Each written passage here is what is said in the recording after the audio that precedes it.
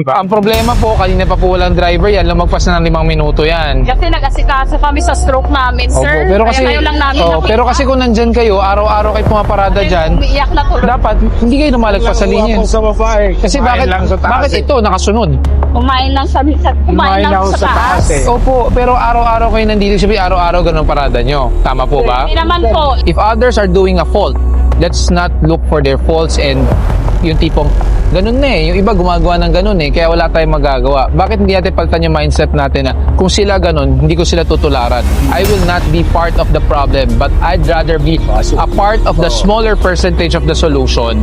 Umalma ang mga may-ari ng sasakyan sa ginawang clearing operation ni MMDA Head of Special Operations Group na si Mr. Gabriel Go dahil nga illegal parking sila. Yung isang matanda ay nagdadahilan pa na kesyo kumain lang daw sila saglit.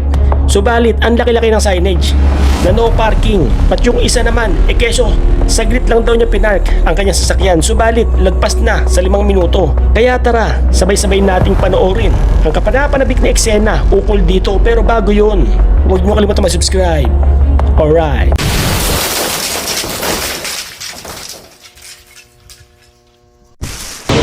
Ano po yon? Kasi siyempre nainis na din kami. Parang nakaapi na kami masyado dahil mga Pilipino. Hindi naman naapi. O, paano naging api? Hindi, paano naapi? Ha? Siyempre, may nagawa ko tayo, ganun. Tapos bilang masyadong di man tayo na masyado nakaka-estorbo pa. Dapat paminsan-minsan bigyan mo tayo ng konsiderasyon. Alin ba sa'yo dyan? Ang ganun. Sidewalk eh. Kaya nga, kalalabas ko lang. Kasi may inayos kami dun sa loob. Dapat kasi, well kung ganun, dapat hinahanapan natin na mas maayos na pwesto. Kasi unang-una, Kaso ang alam ko, sandali lang kasi may ilalabas lang kami ng supa dyan sa loob. Kasi may naganga. Ilalabas natin dito. Tapos bubulabugin ba? Para makatanggal na. Tapos papasok namin ulit. pero sana kasi hinanapan natin ng ibang lugar na lang. Kasi sidewalk is still sidewalk. Saka yung complaint dito galing 8888. Kaya yung complaint natin. Dahil may nangyayari dito kahit itong yung drainage sa atin. Nung hindi pa naayos yan, hanggang yung flow ng tubig dito, nung inayos yan, nagbaha. Hindi ko masasagot eh. Hindi ako engineer ng drainage eh. Wala tayong magagawa eh. Yun lang talaga wala tayong magagawa. It's not about wala tayong magagawa. Well, kung ganun ang mindset natin, walang magagawa, then that would be a big problem. Saka makomplain. Makomplain pa agad bago maayos.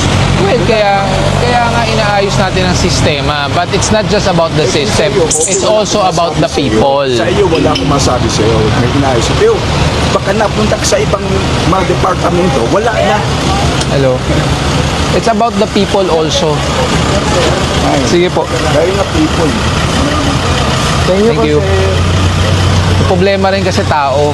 Tao rin may problema. Sumuran na lang tayo eh. Kahit anong sabihin mo, anong gawin mo, wala. Well, Kitang-kita naman nangyayari doon eh. Wala. Kami lahat.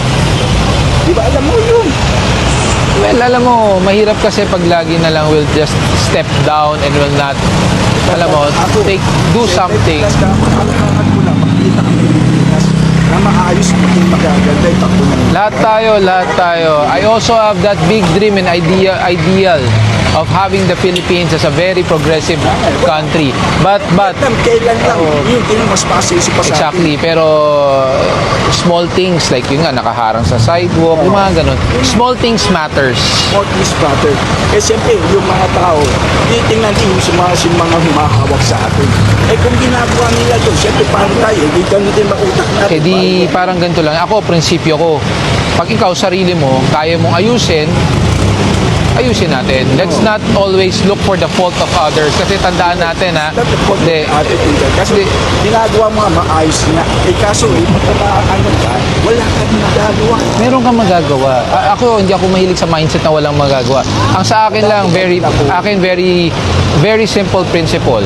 If others are doing a fault, let's not look for their faults and yung tipong ganun na eh. Yung iba gumagawa ng ganun eh. Kaya wala tayong magagawa. Bakit hindi natin palitan yung mindset natin na kung sila ganun, hindi ko sila tutularan. I will not be part of the problem, but I'd rather be a part of the smaller percentage of the solution. Yun lang yun. Kaso, ano nangyari? gawin ng mga tama, pagdating ng araw, wala rin. Meron. Consistency. I'm Kaya, 70 plus na. Hindi mo. alam mo anong problema, boss? You know what's the problem? Behavior. Oh, behavior ng mga tao. Ako, I'm not pinpointing anyone, pero tulad niyan, babalik ko mga malilit na bagay. Tulad niyan, sasabihin, andyan yung driver, etc., etc. Eh, behavior natin yun eh. Alam nating bawal, bakit natin dyan nilagay? So, it's more of tackling the behavior of the people. It's not about the lack of discipline. Kaso wala eh. Wala mangyayari. Habang ganito parati nangyayari sa atin. Kaya nga, kasi nga, attitude natin towards things eh. Kasi kung ganun ang attitude natin, wala mangyayari. Gusto natin hindi babago. Eh kaso, ang nangyari wala. Umpisahan natin pagbabago sa sarili natin. Matagal na. Hindi? Wala nangyayari. Siguro kamamatay ko, ganun pa rin. Eh, Bill, Nangyayari. kung ganun kasi ang mga tao, parang suko na, eh di, huwag na natin gawin lahat to. Let's bara-bara na lang, hayaan na lang natin lahat, di ba? Nangyayari yun eh. Eh kaso ginagawa mo tama. Dati eh kaso yung mga nangyayari sa atin, wala. Ako, hindi ako naniniwala lagi sa namumuno. Ako, more on, yung namumuno, ilan lang ang percentage? Ilan lang ang Siyempre nakikita ng about bayan eh. about siguro lagay na natin 200,000 government in position. Sama na natin mayor, vice governor. Pero ilan ang porsyento ng normal citizen? 1 billion. If that 1 billion will do its part, magkakaroon ng domino effect yan, di ba? Kaso, Mahihiya yung mga namumuno. So, ganito lang po yan, sir. Ako, ganito lang mindset ko. Yung namumuno, let's say, hindi maayos, pero yung tao sa baba, they can cope up with the change properly. Then, the bigger percentage of the problem will be solved down in the community level. Isip naman natin dito, second weekend din natin na taas yung namumuno sa atin. Eh kung ganun sila, Kaya nga mali yun. Kaya nga mali yun. kaso, Kasi, namumuno siya. kasi leaders are not there para sundin. Leaders are there to inspire. If they cannot inspire you, you yourself, you can be your leader in your own little ways to inspire others. Domino effect lang yan. Kailangan lang natin lawakan ng pag-iisip natin. Lalo na ngayon, mga nangyayari ko ngayon. Ganun din naman eh. You go to China, there's corruption. You go to you go to Vietnam. Ang Vietnam walang helmet, di ba? Magulo rin. So it's the same. It's the same. Lahat naman eh, lahat ng lugar, meron. Exactly. Ang pinagkaiba, sila may corruption. Ang pinagkaiba, yung tao nila, Naayos nila. yung tao mismo nag-aayos. Ang problema din sa atin, tao ayaw mag-ayos. Yun ang problema. Don't be hopeless. We're not hopeless. Go on the go, making things clean. Taga rito po ba kayo? Sa inyo po ba yung tindahan? Yes po, sir. Kasi nakatira ayan po yung kapatid So, niya. kung dyan po kayo nakatira, dapat araw-araw alam niyong bawal po harangan ng sidewalk. Pangalawa, may linya po. So, Ito yung kapatid niya hinatid sa hospital. Opo, hindi naman po yung paghatid ang kino-question natin. Ang kino-question natin, yung pagparada nyo ng mali, which is, may linya naman po. Nakikita ko po kayo sa vlog. Opo. May linya naman po yan. Parang si Sir Gabriel. Diba, may linya naman eh. Papatikit na lang ako. Ang problema po, kanina pa po walang driver yan, lumagpas na ng 5 minuto yan. Kasi nag-asikaso kami sa stroke namin, sir. Opo, pero kasi, Kaya ngayon lang namin nakita. pero kasi kung nandyan kayo, araw-araw kayo pumaparada dyan, Umiiyak na tuloy. dapat hindi kayo lumalagpas sa linya. Sa babae. Kasi bakit ito nakasunod? Kumain lang sa kumain lang sa taas. Opo, pero araw-araw kayo nandito, sabi araw-araw ganun parada nyo. Tama po ba? Hindi naman po. Ito lang kasi kanina nagmamadali si ma'am kasi naiihi na siya. Ayan o, naiiyak Eh na hindi, tuloy. kung naiihi lang naman po, sana binabasa kayo, pinarada nyo ng maayos bago kayo kumain. Kasi ito, nakasunod po. Bakit siya nakasunod? Diba? Tapos katabi nyo pa yung signage, oh, no parking. Katabi nyo mismo. Papasukin mo baka mamaya matumba yan. Papasukin mo lang. Papasukin nyo na lang po. Magmulta nila ako dito. May multa po talaga yan. Hindi, multahan ko na dito. Hindi na po pwede, lumagpas na yan sa 5 minutes consideration. Saka sabi mo naman, araw-araw kayo nakapark dito, right? Madalas. Madalas. So, dapat alam na natin na bawal. Kasi yung kapitbahay niya nakasunod. Yung iba nakasunod. Saka, 2 signages, oh. No parking, no parking. May nakalagay naman. Ibig sabihin, dahil may lakad ako. multa na lang ako. May multa yan, pero hindi na, Huwag niya nang iyan. hindi po pwede kasi meron tayo sinusunod na protocol. Gabriel, go. Oh.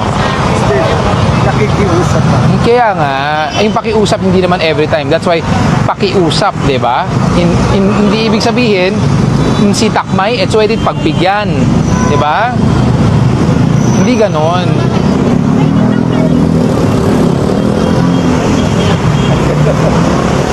Bakit? Ano nakakatawa? Wow, ba't wala?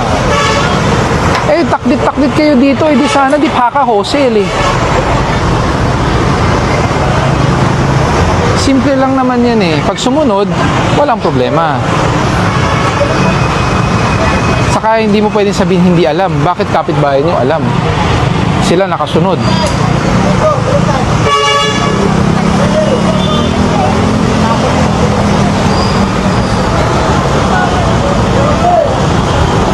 Mama, ipit ka dyan, oo. Mag-stress ka pa. Hindi ko sabihin.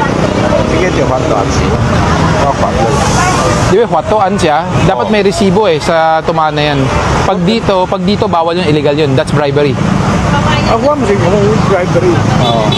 Kung tiyo, hantaan siya, wala. Hindi nga, hindi pwede dito. Boeing kung siya la. Hindi, Tuwaki ya talaga kasi dinaan siya, kwat, walang resibo. So, di na bo resibo, illegal. Hindi siya kahit song resibo. Hindi pwede. May reference number yan. O reference number. Saka dalawa ticket niyan.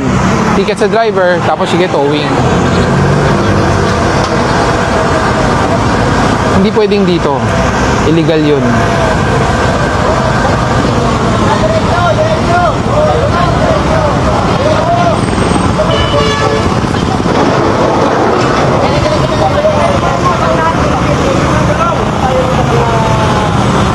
Bakit tayo hindi, 'di ba? Di kung binaba lang siya. Okay, Belkin binaba nyo. Sana di paka-hosel eh. Di ako di sakit ya. 假這個咩嘢咯啦？ Eh, di bukat eh. Lumagpas tayo sa 5 minutes eh. 5 minutes lang yung consideration yan eh.